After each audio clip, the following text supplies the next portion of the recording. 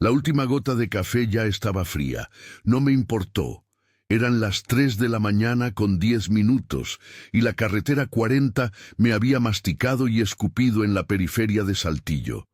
El aire era denso, metálico, el tipo de frío que se mete bajo las uñas y te congela los pensamientos. Había parado en la única gasolinera abierta, un monstruo oxidado y amarillo que parecía haber sido abandonado por Dios y el Estado a partes iguales. El nombre del lugar estaba borroso, apenas visible bajo el neón roto. Llené el tanque, pagué al joven que parecía recién salido de un sueño de 40 horas y regresé al viejo Ford. Era un alivio. Ya casi llegaba. Había que seguir. Metí la llave, giré.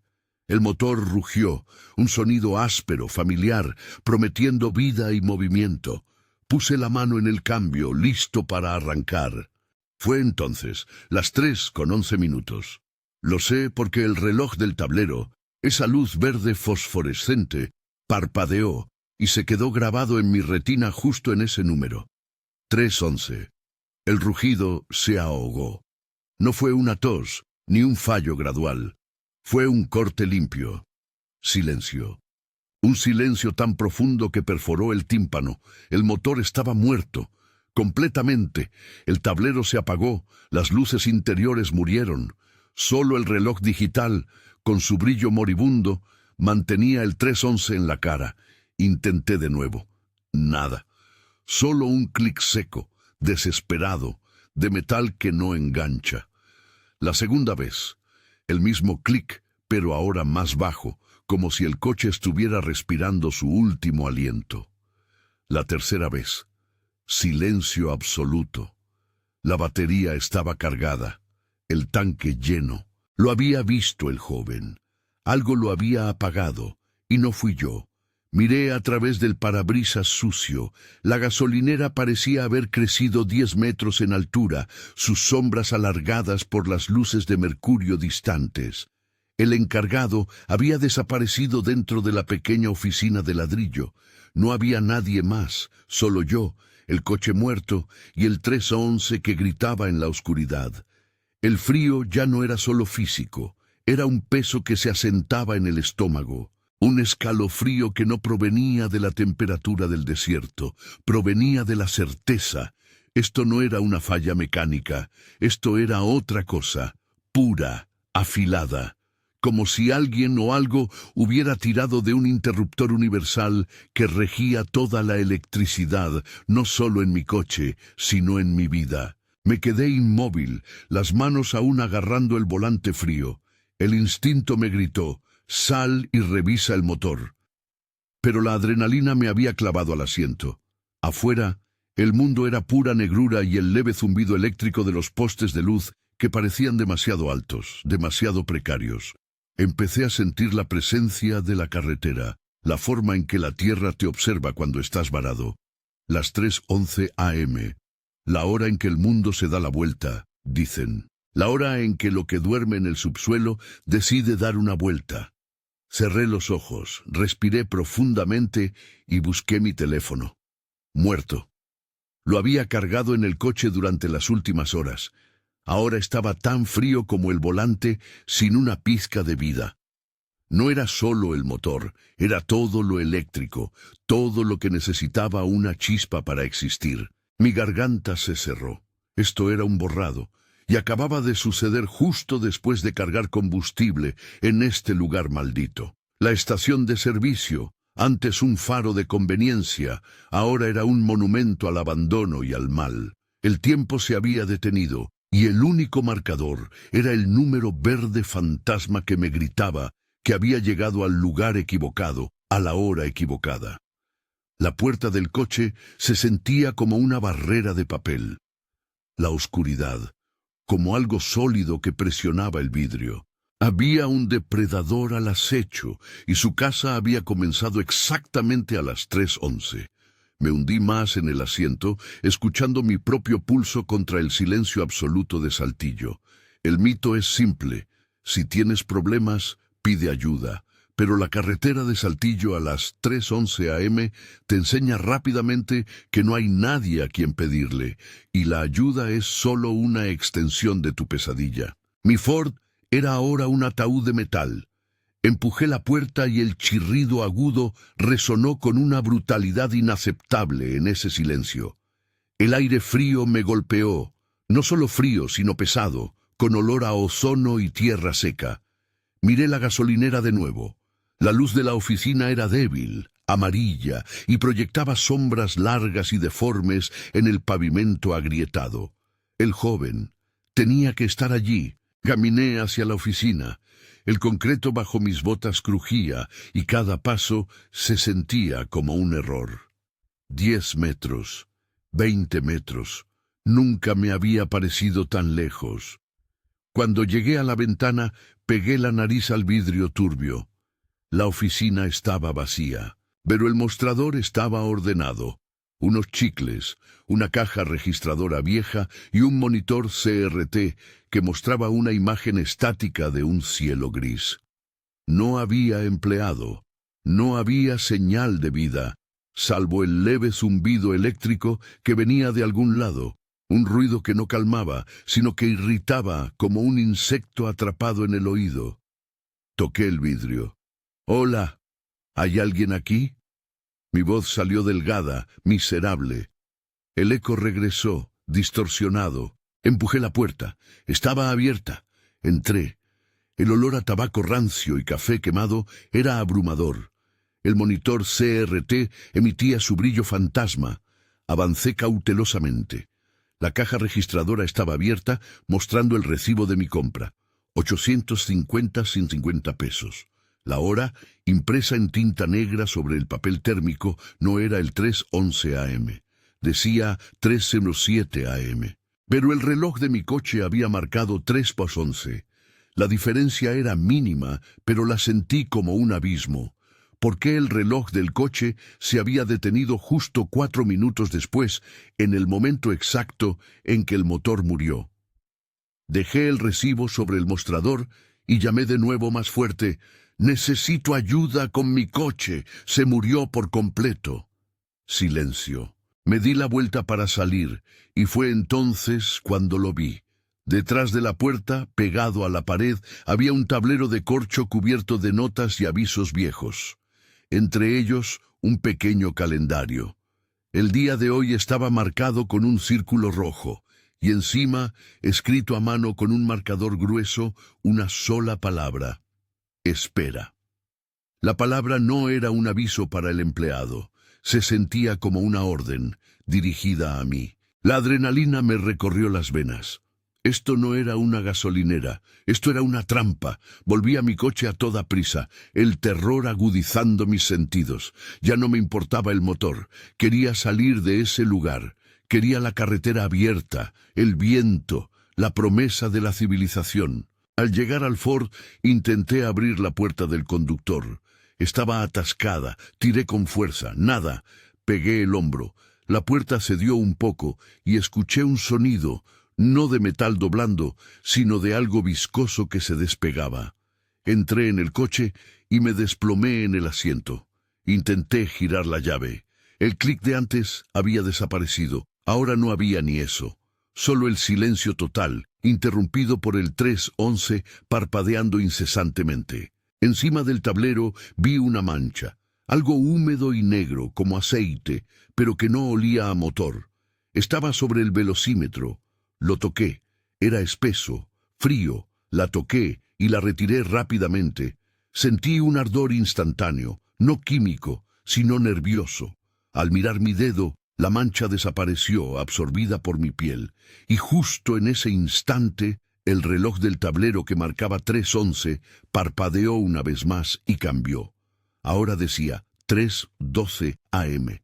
El tiempo había reanudado su marcha, lentamente. La resistencia se hizo palpable como una presión atmosférica alta. El coche, muerto apenas un minuto antes, ahora parecía vibrar con una energía latente. El reloj marcaba 3:12, pero el motor seguía mudo. Intenté la llave de nuevo. El clic regresó, débil, moribundo. Algo estaba luchando por encenderse, pero algo más pesado lo mantenía en la oscuridad. Mi mente trabajaba a 1000 por hora, filtrando la realidad. ¿Qué había pasado entre las 3:07, la hora del recibo, y las 3:11, la hora de la muerte? La carga de combustible. Fui a la bomba. Pagano, solitario, oscuro. Salí del coche y fui directo al depósito. La tapa estaba cerrada, sellada. Usé la linterna del teléfono, que había revivido milagrosamente cuando el reloj marcó 3:12, para inspeccionar la boca del tanque. Todo parecía normal, pero la mancha que había tocado en el tablero, esa viscosidad negra que desapareció en mi dedo, seguía quemándome. Miré mi mano. No había rastro visible, pero sentía el ardor, un hormigueo que subía por la muñeca. Regresé a las bombas de la gasolinera. Las miré de cerca. Eran viejas, con fugas de aceite seco. El color amarillo se desprendía en copos. Una de las mangueras, la que usé, parecía más nueva, de un plástico negro mate. La toqué, frío y duro. Pero al inspeccionar la base de esa bomba específica, noté una grieta en el cemento. No era una grieta de desgaste, sino un corte limpio, como si el cemento hubiera sido levantado y vuelto a colocar. Me agaché, y con la linterna del teléfono, iluminé el interior. Debajo, no había tierra o tuberías de plomo. Había una caja de metal, conectada a la tubería principal de la gasolina con varios cables gruesos y, lo más perturbador, cables finos de cobre trenzado que parecían haber sido añadidos de forma burda y apresurada. Estos cables se dirigían hacia la oscuridad bajo la oficina. Era imposible. Una gasolinera normal no necesitaba una caja de circuitos enterrada justo debajo de la bomba, y ciertamente no conectada a algo que parecía un sistema de captura de datos o energía. En ese momento, el codo de la manguera, donde se conecta al depósito del coche, me vino a la mente. El joven había forzado la boquilla, más de lo necesario, como si quisiera asegurarse de que algo entrara o saliera. De repente, la sensación de ardor en mi mano se intensificó. Sentí un tirón. Levanté la mano y vi las venas de mi muñeca palpitar bajo la piel, más oscuras de lo normal. Luego, escuché el sonido, un arrastre metálico y lento que venía de la oficina. La figura del joven, el empleado, apareció en el umbral. Estaba descalzo, vestía el mismo uniforme sucio, pero sus ojos estaban completamente abiertos, fijos en mí. Su rostro no mostraba hostilidad, solo una especie de cansancio infinito, una obligación miserable. «Tiene que irse», dijo. Su voz era un susurro seco, como hojas muertas arrastradas por el viento. «Ya cargó». «Mi coche está muerto», repliqué, apuntando a la bomba y a la caja de metal. «Algo pasó aquí. ¿Qué le pusiste a mi tanque?» El joven se acercó, arrastrando los pies sobre el concreto. Sus movimientos eran lentos, antinaturales, como un autómata. Él no parecía querer asustarme, parecía querer avisarme. «No es el combustible», dijo. «Es el tiempo. Nosotros solo lo guardamos. A las 3:11 se extrae la latencia. Usted puso la llave y nos dio el momento exacto. El motor tiene que morir aquí». Su explicación fue tan absurda y tan precisa que me heló la sangre. Él no estaba mintiendo. Yo no había cargado gasolina. Había cargado el tiempo muerto del universo en un punto de la carretera y había usado mi vehículo como recipiente. Y el precio era la vida de mi motor. El escepticismo inicial se hizo añicos contra el muro de la realidad que me gritaba el empleado. La latencia, el tiempo muerto, sonaba a delirio, a cuento de fogata, pero aquí estaba yo, con un coche inmovilizado a 3:12 AM en Saltillo, y un joven que hablaba de física oculta con el mismo tono que se usa para ofrecer un dulce. «¿Qué es exactamente la latencia?», pregunté intentando mantener la calma, aunque el ardor en mi mano se había transformado en una vibración interna. Sentía un zumbido en los huesos. El joven, con ese rostro inexpresivo, miró a su alrededor, como si temiera que el silencio mismo fuera a escuchar. Es lo que no debería existir, susurró. El hueco, los 4 minutos que usted perdió en el recibo, es el no momento entre el acto de llenar el tanque y el momento de encender el coche. Una chispa pura de energía potencial. El sistema la necesita. ¿Y el sistema es esa caja de cables bajo la bomba? Él asintió lentamente. Sí, funciona como un sifón. La gasolina es solo la excusa. Cuando usted inserta la boquilla, el sello se rompe y el sifón se activa. La mayor parte de la energía latente en un coche viejo está en la batería, lista para encender el motor. A las 3:11, cuando la interferencia es máxima, el sifón jala esa energía, lo suficiente para dejarlo sin vida. Miré hacia mi Ford. El 312 seguía brillando, 1 minuto agonizante después del incidente. La idea era demencial, pero encajaba con la ausencia de fallas lógicas. Mi motor no se había descompuesto. Había sido vaciado de vida, de potencial. ¿Y la mancha negra?, le pregunté, alzando mi mano, aunque ya no había nada que mostrar. El joven miró mi mano, y por primera vez, sus ojos mostraron algo parecido al miedo. El residuo, dijo, bajando la voz aún más. Si el sifón jala muy rápido, a veces deja un resto. Eso es tiempo sucio, 0 y 1 mezclados. Eso no debería estar en usted. El sistema lo detectará si no lo limpia. ¿Limpiar cómo? ¿Con qué? No se puede limpiar, dijo con una resignación escalofriante. El residuo está dentro, es la firma. Ahora lo ven. Empecé a caminar hacia la carretera, sintiendo la necesidad desesperada de alejarme del empleado y de su lógica de pesadilla. Si el sistema veía el residuo en mí, ¿qué haría? ¿Qué pasa si me voy?, pregunté, dando un paso atrás. El joven se encogió de hombros, un gesto de impotencia. Usted ya no tiene latencia en el coche. Ya no es una fuente útil, pero el residuo lo atraerá de vuelta. Siempre vuelve al punto de origen. Sentí un impulso de gritar, de correr, pero mi entrenamiento me obligaba a analizar. Si lo que decía era cierto, mi única oportunidad era entender cómo funcionaba el sifón. ¿Quién maneja esto? ¿Por qué necesitan esto? Los silencios, respondió el joven, usando un término que sonó antiguo, cargado de autoridad. Ellos evitan el colapso, necesitan el tiempo muerto para rellenar los huecos. La carretera es un río, y a veces el río se seca. Nosotros solo tomamos prestado lo que no se usa. Me di cuenta de que el joven no era una amenaza activa. Era un peón, un vigilante atrapado, y él acababa de darme el método. El no momento de las 3:11 a.m., la interferencia electromagnética de la Tierra combinada con el acto de encender un motor. Necesitaba ver la caja bajo la bomba con más claridad. Necesitaba entender qué hacía ese sifón con la energía robada. Pero mientras daba un paso hacia la bomba, la sensación en mi muñeca se hizo tan fuerte que tuve que detener mi avance. La vibración, el zumbido interno, estaba atrayendo algo. Y no venía de la gasolinera.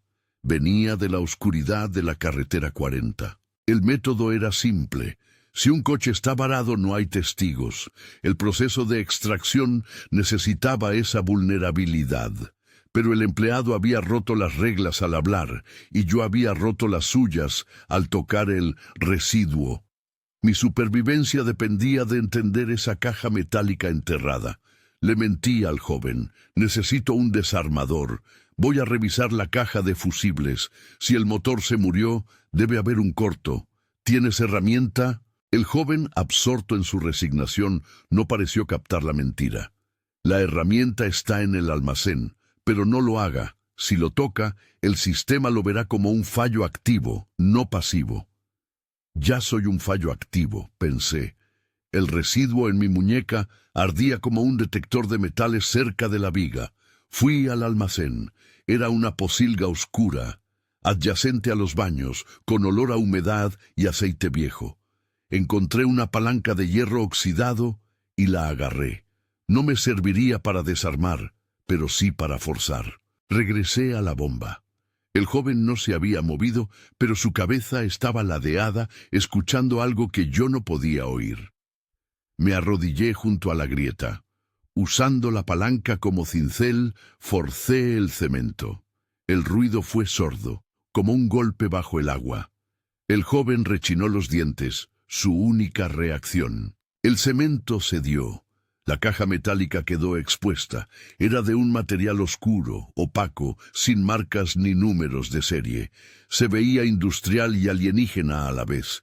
Tenía una pequeña escotilla en la parte superior, asegurada con 2 pernos. Con la punta de la palanca forcé los pernos. El metal gimió y luego la escotilla se levantó con un pop hidráulico. Lo que vi dentro no era cableado, era líquido. Un fluido negro, espeso, que llenaba la caja. Se agitaba lentamente, con una consistencia similar al mercurio, pero sin su brillo. De ese líquido salían los cables de cobre trenzado que iban hacia la tubería de gasolina. Pero el fluido no estaba solo. Flotando en su superficie vi fragmentos diminutos. Pequeñas astillas brillantes que parecían vidrio roto, pero que no reflejaban la luz de mi teléfono. Eran como motas de oscuridad encapsulada. El joven se acercó. Estaba ahora detrás de mí, su respiración superficial en mi nuca. «Eso es lo que extrae», susurró. «Latencia pura, el tiempo robado». Mientras miraba el líquido, sentí un tirón inconfundible de mi brazo, como si un imán estuviera tratando de arrastrarme hacia la caja. El residuo que había tocado, el líquido me estaba llamando. Me obligué a levantar la vista del fluido. En el centro de la caja, conectado directamente al líquido negro, había un pequeño panel con un LED. El LED no estaba encendido. Estaba parpadeando rítmicamente. Pero no era una luz roja o verde. Era una luz totalmente ausente, un pulso de negrura absoluta, un agujero en la visión. Y cada vez que ese agujero parpadeaba, un sonido llegaba a mis oídos. No era un sonido de saltillo, era un sonido de alta frecuencia, como un squeal de radio estática, y dentro de esa estática, voces. Voces que susurraban rápido, ininteligiblemente. Eran muchas, enredadas, todas hablando al mismo tiempo. El joven me agarró el hombro. Sus dedos eran fríos como huesos. «El sistema está cargando el último evento», me advirtió. «Su 311, escuche bien, la prueba está ahí». Acercando la cabeza me esforcé por descifrar el ruido blanco. Y entonces logré aislar un fragmento, una voz masculina, clara, pero desesperada. Se detuvo solo. «A las 3:11. Por favor, alguien me ayuda. La gasolinera de Saltillo». Me congelé. Era mi propia voz, un fragmento de mi terror de hace 4 minutos, encapsulado, grabado en el tiempo sucio y reproduciéndose eternamente en la caja de latencia. Yo era la prueba, yo era la grabación. Y la voz sonaba infinitamente más asustada que yo en ese momento. Me di cuenta de que el sifón no solo extraía energía, extraía el momento emocional del colapso, lo codificaba en el fluido negro y lo retransmitía. Lo que había tocado no era aceite, era la esencia de un momento robado. La revelación me golpeó con la fuerza de una onda de choque. Mi propio pánico, grabado y almacenado en un líquido viscoso bajo la tierra de Saltillo. No era mi coche lo que importaba, era la firma de mi angustia a las 3:11 a.m. Intenté alejarme de la caja, pero el joven me sujetaba firmemente del hombro y la mano con el residuo me dolía intensamente, atrayéndome como la proa de un barco hacia el líquido oscuro. «Si es un extracto, ¿dónde está el resto de la gente?», pregunté, mi voz forzada, intentando dominar el miedo. «No soy el primer coche en detenerse aquí». El joven me soltó. Miró hacia la carretera que ahora parecía una costura oscura entre 2 mundos. «No todos dejan residuo, solo aquellos que se resisten o que intentan entender. La mayoría se va al día siguiente. El coche vuelve a encender». «¿Vuelve a encenderse?» «Sí». Pero lo que le fue extraído se queda aquí, un poco de su impulso vital, un momento de su vida que nunca existió, y sin esa parte se convierten en conformistas, dóciles, olvidan el incidente, lo borran como un mal sueño. Esto cambiaba todo. El robo no era eléctrico, era existencial. Robaban pequeños fragmentos de la voluntad de las personas, inmovilizándolas brevemente, y luego las liberaban, disminuidas, sin recuerdos claros del terror. Era una cosecha de alma, disimulada bajo la fachada de una gasolinera cutre. Miré la caja de líquido negro. Si mi voz estaba allí, tal vez había más. Me incliné de nuevo, forzándome a escuchar a través del ruido estático. Pude distinguir otra voz, mucho más vieja, más débil, pero con una resonancia familiar. Dijo que me ayudaría, dijo que solo era un fallo de motor, pero la llave ya no gira. Estoy aquí desde la medianoche. Oh, Dios, no me dejes en Saltillo, por favor. La voz me heló la sangre por segunda vez. Esa era la voz de mi abuelo. Él también había viajado por esta carretera. Él también había desaparecido sin dejar rastro hace 20 años. Su coche nunca encontrado. Los reportes decían que simplemente había dejado de conducir. ¿Y si nunca había seguido? ¿Y si se había detenido exactamente en este mismo punto? La caja no solo contenía mi 311, contenía los 311 de todos. Era una biblioteca de los momentos de colapso de las víctimas. Mi abuelo había estado aquí, y por alguna razón su fragmento de latencia seguía reproduciéndose. Sentí una oleada de rabia hirviendo a través de mi terror. El sistema no solo me había robado, había encarcelado un fragmento de mi historia familiar. Levanté la palanca. Era pesada y oxidada. El joven dio un paso atrás, sus ojos, antes vacíos, ahora llenos de una urgente desesperación. «No lo haga», gritó. «Si daña la caja, el sistema se reiniciará, pero no lo hará de forma limpia. El residuo se solidificará, lo atrapará aquí, en el ciclo». No lo escuché. Si la caja guardaba el eco de mi abuelo, yo tenía que romper la trampa. No iba a permitir que mi motor y mi voluntad fueran solo otra gota en ese fluido oscuro. Giré la palanca y la clavé con toda mi fuerza en el centro de la caja metálica. El impacto no fue como metal contra metal. Fue como un puñetazo en la carne, un sonido blando, húmedo. El líquido negro salió disparado, un chorro viscoso y espeso que me cubrió la cara y el pecho. Era frío, y de inmediato sentí un dolor eléctrico punzante que me recorrió el cuerpo, desde el punto donde había tocado el residuo hasta el resto de mis extremidades. Y entonces el sonido. El squeal de radio estática se convirtió en un grito unificado, miles de voces a la vez, liberándose de la caja en una explosión sónica. El aire se hizo más pesado, más denso, y las luces de mercurio de la carretera parpadearon y murieron. El joven se desplomó en el suelo, gritando, cubriéndose los oídos. Yo me tambaleé hacia atrás, limpiando el líquido negro de mis ojos. Vi la caja. Estaba rota, el líquido se estaba drenando rápidamente en la tierra que lo absorbía con avidez. La primera revelación era que el coche moriría. La segunda, que al matar la caja, yo me había convertido en el nuevo núcleo del terror. La explosión de latencia robada me había dejado sordo momentáneamente. Solo un pitido agudo llenaba mis oídos. El fluido negro que me cubría se sentía como arena mojada, pegándose a mi piel y mi ropa. No ardía, pero ahora transmitía un frío intenso, el frío de la no existencia.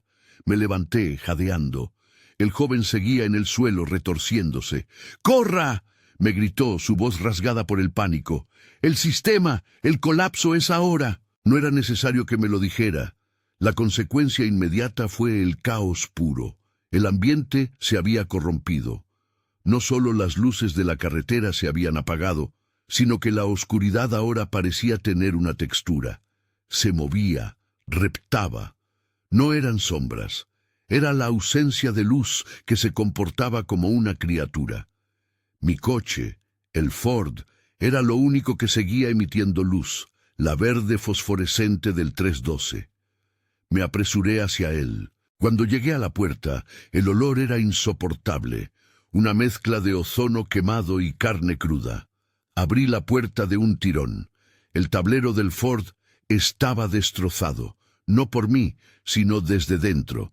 El plástico se había derretido y el cableado estaba expuesto, chisporroteando, pero el reloj milagrosamente seguía marcando 3:13 AM.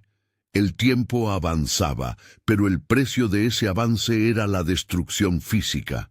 El coche no iba a arrancar, estaba más muerto que antes, pero la vibración en mi muñeca se había multiplicado. El residuo ahora se sentía como un pulso constante, y esa vibración estaba resonando con la destrucción del sifón. Miré a la carretera 40, a la entrada de Saltillo. Vi algo moverse. Al principio lo descarté como un espejismo, un efecto del pánico, pero no. Venía hacia mí, lento, inexorable, deslizándose sobre el asfalto. No era un animal ni un vehículo. Era una cosa. Tenía forma, pero no cuerpo. Una silueta vagamente humana, hecha enteramente de esa oscuridad texturizada que había notado. Era como si la propia ausencia de luz se hubiera levantado y comenzara a caminar. Los silencios. El joven los había mencionado. Esa entidad, o silencio, no parecía tener prisa. Cada paso que daba no hacía ruido, pero dejaba una estela de frío intenso que se sentía incluso a la distancia. Se dirigía hacia la gasolinera rota. «¡Vienen por la reparación!», gritó el joven desde el suelo, su voz histérica. «¡Usted rompió el dique!». Corrí hacia el joven, lo agarré del brazo y lo arrastré hacia la oscuridad detrás de la oficina, lejos del alcance de la cosa de la carretera. «¿Qué quieren?», le exigí aterrorizado. «Quieren el residuo, lo que tiene en la mano. Usted es la única cosa con latencia negativa aquí. Quieren absorberlo para reestabilizar el punto. Si lo tocan, usted será el próximo 311. La gravedad de mi error me aplastó. Al intentar liberar la latencia de mi abuelo, yo me había ofrecido como el siguiente sacrificio. Nos escondimos detrás de unos tanques de propano viejos. Desde allí vi al silencio llegar a la bomba rota. Se detuvo. Su forma oscilaba, como si estuviera absorbiendo la energía liberada del líquido negro que se filtraba a la tierra. No tenía ojos visibles, pero sentí que me miraba. Luego, la criatura se giró lentamente, escaneando el perímetro. El joven se encogió, temblando incontrolablemente. «Hay que irse de Saltillo», susurré. «Ahora». Mi coche estaba destruido. El silencio estaba entre nosotros y la carretera principal. El único camino era a través del desierto, hacia la parte trasera de la gasolinera. Mientras nos arrastrábamos por la grava, mi teléfono vibró. Lo revisé. Era un mensaje de texto. No lo había enviado yo, pero estaba en mi lista de enviados. Decía, «Se detuvo solo, 3:11 AM». El residuo en mi mano no solo me estaba atrayendo. Estaba enviando mi firma. Era una baliza, y el silencio venía directo a apagarla. El segundo misterio, la nueva pregunta que surgía de esta pesadilla, era simple. ¿Cómo escapar de un depredador que no solo te ve, sino que también recibe mensajes de tu propia energía robada? El residuo era mi sentencia de muerte. Nos movimos torpemente detrás de los tanques de propano. El joven, que se presentó como Diego, estaba en estado de shock, pero su instinto de supervivencia era fuerte. «Hay que llegar al arroyo», jadeó Diego. «Los silencios no cruzan el agua, no bien purificada. Está a medio kilómetro de aquí hacia el este». Medio kilómetro de desierto, en la negrura absoluta, con una entidad de pura sombra buscándonos. Empezamos a correr, tropezando con piedras y matorrales. El traje de Diego era una guía visual, un fantasma blanco moviéndose en la noche. Mientras corríamos, sentí que la vibración en mi mano se intensificaba, convirtiéndose en un dolor agudo. Sentía que mi propia mano no era mía, sino un radiotransmisor. ¡El teléfono!, me gritó Diego sin aliento. ¿Lo tienes? Sí, lo tenía. Y estaba parpadeando, no con llamadas o notificaciones, sino con la luz del 3:13 AM. Tíralo. Es parte de la firma. Obedecí sin pensarlo 2 veces. Arrojé el teléfono con todas mis fuerzas hacia la carretera 40, en dirección opuesta a nosotros. Un destello de luz verde voló por el aire y se estrelló en el asfalto. El silencio, que hasta ese momento se había movido lento, se detuvo y luego se dirigió rápidamente hacia el sonido. No era que la criatura fuera estúpida, era que la baliza era tan atractiva que la entidad no podía ignorarla. Ganamos unos preciosos segundos. Mientras corríamos, Diego explicó la dinámica. El sifón estaba regulando la extracción. Ahora que lo rompiste, todo el nodo geológico está inestable. El silencio está absorbiendo todo lo que encuentra que tenga tiempo para reponer el equilibrio. Tu residuo es un manjar para ellos. Llegamos a un terreno más blando. El suelo se hizo arenoso. ¿Qué son los silencios exactamente?, pregunté. Son los guardianes del tiempo que no se usa, dijo Diego esquivando un cactus. Se alimentan de la latencia, de los momentos perdidos. Cuando un coche se detiene a las 3:11, es como si una porción de energía potencial se liberara. Ellos la cosechan. Nosotros, los empleados, somos los tontos que mantenemos las bombas. Nos pagan con no tiempo, por eso no envejecemos bien. Me detuve un momento para mirar a Diego bajo la luz moribunda de la luna. Su piel era grisácea, su rostro delgado. Parecía que tenía 20 años y al mismo tiempo 90. ¿Y mi abuelo? Diego se detuvo en seco. Se volteó hacia mí, sus ojos llenos de una pena real. Si su voz estaba en la caja, es que él no se fue. Su coche se convirtió en parte del sistema. La máquina que él conducía ahora es un pozo. Es la imagen mayor. La imagen mayor. La gasolinera de Saltillo no era un incidente aislado, era una válvula, y el coche de mi abuelo y ahora el mío eran parte de su infraestructura. Apreté la mano con el residuo. Tenía que llegar al arroyo. Pero entonces Diego jadeó y señaló hacia el cielo. Las estrellas, antes 1.000.000 de puntos de luz indiferentes, ahora parecían vibrar. Y en la oscuridad, en el horizonte, no solo se veía un silencio, había varios. 3 más, 4. Se movían en patrones coordinados, cubriendo terreno, barriendo el desierto. La explosión del sifón había atraído a la colonia.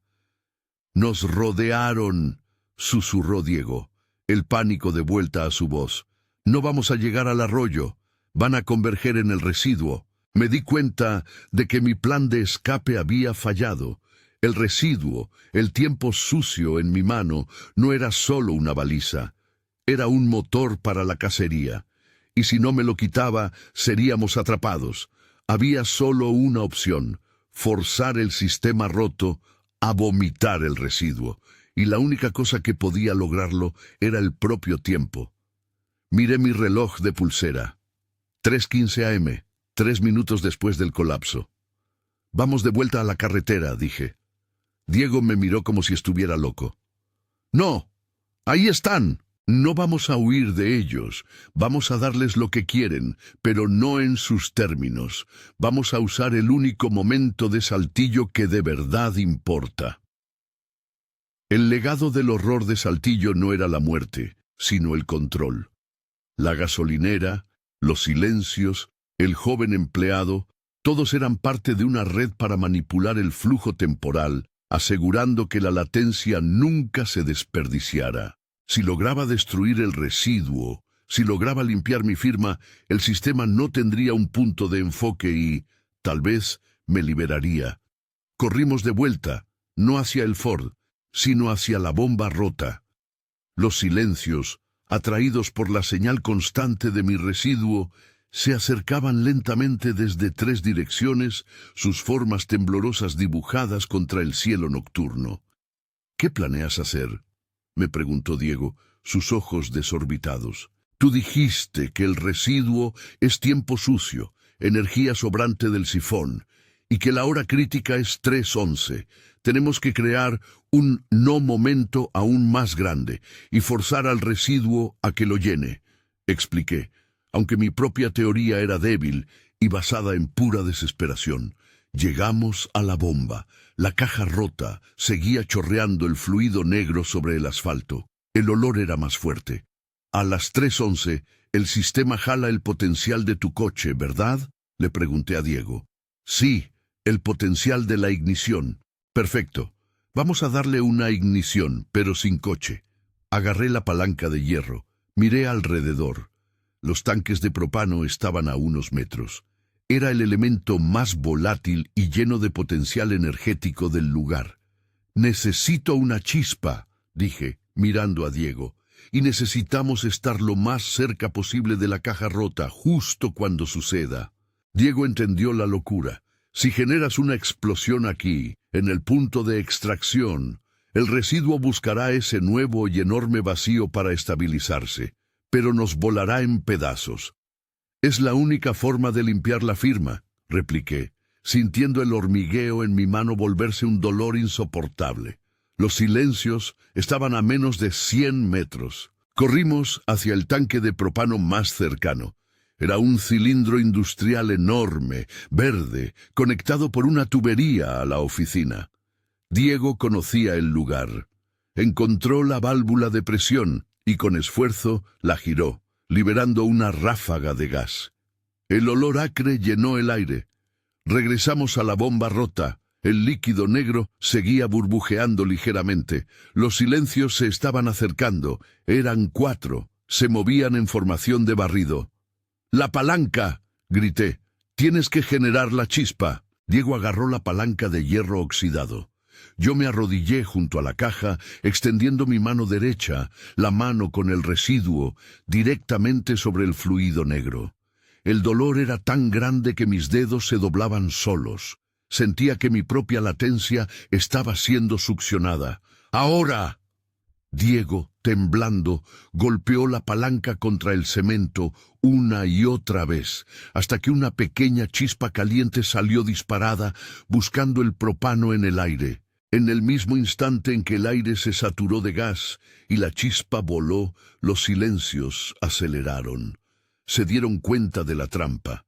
No querían la explosión, querían mi residuo. El primer silencio estaba a 10 metros. Era una masa temblorosa de negrura. La chispa impactó el aire cargado de gas. No fue una explosión, fue un flash de silencio. La energía de la ignición, ese momento de potencial puro, fue tan grande que no pudo sostenerse en la realidad. La caja de latencia, actuando como un sifón roto, succionó toda la energía del propano, de la chispa y del residuo en mi mano, intentando desesperadamente llenar el vacío que yo había creado. Sentí un tirón físico, violento en mi brazo. Era como si mi mano estuviera siendo arrancada, un dolor que no era de carne, sino de alma. Mi mano se tensó, se estiró y luego, con un pop seco, el residuo se fue. Lo sentí dejarme. La explosión fue contenida, convertida en un pulso electromagnético masivo. El aire se enfrió instantáneamente. Los 4 silencios, que habían estado a punto de alcanzarme, se congelaron. Eran ahora estatuas de oscuridad, detenidas en mitad del paso. El nuevo no momento había sido tan vasto, tan desestabilizador, que los había paralizado. El sistema había sobrecargado. Diego y yo caímos al suelo, exhaustos, sordos y cubiertos de sudor frío y líquido viscoso. Esperamos. Pasaron los segundos. Entonces el primer ruido volvió. El tenue zumbido eléctrico de los postes de luz distantes. Luego, el chirrido de los grillos. El mundo había regresado. Miré mi mano. La sensación de ardor había desaparecido. Había un ligero entumecimiento, pero el dolor insoportable se había ido. La caja de latencia estaba silenciosa, seca, y el fluido negro había sido absorbido completamente por la tierra y por el pulso de energía. Miré a los silencios. Las estatuas de oscuridad comenzaron a disolverse lentamente, desintegrándose en el aire de la mañana que se acercaba. Eran las 3:20 a.m. La imagen mayor era la de un ecosistema parasitario. La gasolinera de Saltillo, un punto de presión temporal. Los silencios, los carroñeros que impedían que la energía potencial sobrante causara fallos mayores en la continuidad del tiempo. Y mi abuelo, yo y cientos más. La comida. Me levanté. Sentía el cuerpo ligero, casi ingrávido, como si una capa invisible de mi ser hubiera sido arrancada, pero estaba vivo. Y mi firma ya no estaba en la red. Diego se incorporó, tosiendo.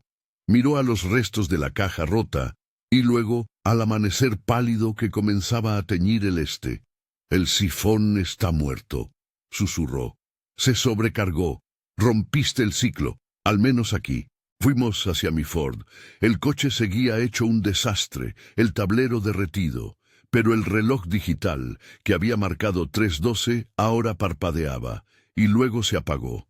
Finalmente, el coche estaba completamente muerto, sin el parásito que lo mantenía en un estado de no vida. ¿Qué hay de ti, Diego?, pregunté. Si el sifón se fue, ¿qué pasará con los empleados? Él se encogió de hombros, su expresión más clara ahora, más humana, sin esa pesadez de resignación. Libertad, quizás, o nos moriremos de viejo en una hora. No sé, nunca pensamos en la libertad.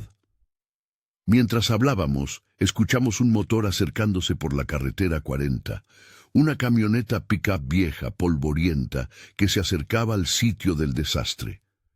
«Viene alguien», dije. «No es un silencio», confirmó Diego. «Es un viajero real. El ciclo está roto». La camioneta se detuvo frente a la bomba de gasolina. El conductor, un hombre barbudo con un sombrero de vaquero, nos miró con curiosidad. «¿Problemas, muchachos? ¿Qué es todo este desorden?» Su voz era normal. El aire era normal. Era el mundo otra vez. Le dije al hombre que había habido un fallo mecánico catastrófico y que la bomba de gasolina había explotado parcialmente. Le mentí con naturalidad, con la facilidad del que ha estado en el infierno y vuelve a la luz. Mientras el hombre llamaba a un servicio de remolque para mi coche, Diego se despidió. «Me tengo que ir. Los silencios van a reestructurar esto pronto. No quieren que el conocimiento se propague». «¿A dónde irás?» «A cualquier lugar donde no haya gasolineras a las 3:11 a.m. Ahora tengo todo mi tiempo, es mucho tiempo». Se dio la vuelta y empezó a caminar, no por la carretera, sino por el desierto, hacia donde el sol comenzaba a asomar. No lo detuve. El remolque se llevó mi Ford. Tuve que dejarlo atrás, con la promesa de que lo vendrían a recoger. El coche estaba marcado. Era un monumento al momento que casi me roban. Me subí a la cabina del remolque, dejando atrás la gasolinera de Saltillo, ahora sellada con cinta amarilla. Mientras nos alejábamos, no sentí miedo. Sentí un vacío, un fragmento de mi vida. Mi 311 realmente se había ido, y con él un poco del miedo. El legado es este. La próxima vez que te detengas en una carretera solitaria a medianoche, no pienses en la gasolina. Piensa en el potencial que llevas en el motor, en la chispa que está lista para encender tu futuro. Y pregunta, ¿estás cargando combustible o te están extrayendo tu latencia? La conclusión filosófica no es sobre qué hice para escapar, sino sobre qué perdí para lograrlo. El incidente me dejó marcado.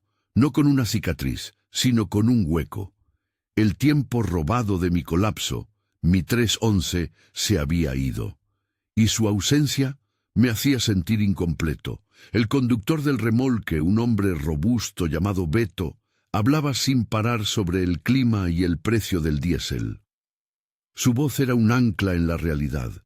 Yo asentía, pero mi mente estaba en el fluido negro y en el eco de mi abuelo. Si el sistema de los silencios operaba recogiendo la latencia, la energía no utilizada, y mi abuelo había sido absorbido, eso significaba que él nunca había logrado encender su coche de nuevo. Su voluntad se había agotado. Mi liberación había costado el total vaciado de mi propio potencial de ignición a las 3:11.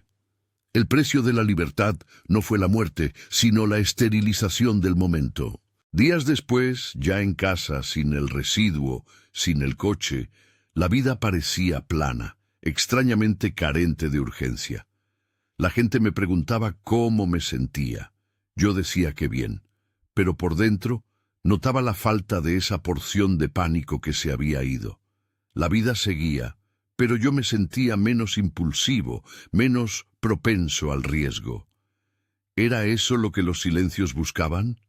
¿Una humanidad dócil que no desperdiciara energía en ambiciones o terrores innecesarios? El recuerdo de mi abuelo, cuya voz había escuchado en el sifón, era lo que me mantenía anclado a la necesidad de no olvidar. Él fue el que no pudo escapar, y yo, al usar la explosión, había quemado su registro y el mío, liberándonos del archivo, pero no del pasado. Una mañana revisé mi correo. Había un aviso de la compañía de remolque. Mi Ford había sido destruido por el fuego en el depósito. Un fallo eléctrico espontáneo, dijeron. Sonreí amargamente. El sistema, al fallar, había decidido borrar el rastro de la forma más definitiva posible, pero hay algo más, el teléfono que arrojé en la carretera 40. Compré uno nuevo, por supuesto, y al transferir los datos noté un patrón inquietante. 3 veces al día, exactamente a las 3:11 a.m., el teléfono se reinicia por completo, sin razón aparente. No falla, no se apaga, simplemente se borra y vuelve a encender. Es mi nuevo marcador de tiempo. Es el recuerdo de que, aunque Saltillo no pudo retenerme, mi cuerpo, mi tecnología, sigue operando bajo la sombra del momento robado. Es una firma, y yo sé que donde haya otra gasolinera solitaria, donde la carretera se sienta demasiado silenciosa a la hora muerta, el sistema me estará buscando. Porque yo no morí en Saltillo. Pero un pedazo de mí, un fragmento de mi tiempo más crucial, sigue siendo la moneda de cambio en la eterna noche. Y siempre, siempre, el reloj digital del universo me recuerda que el tiempo es la única cosa que no se puede recargar.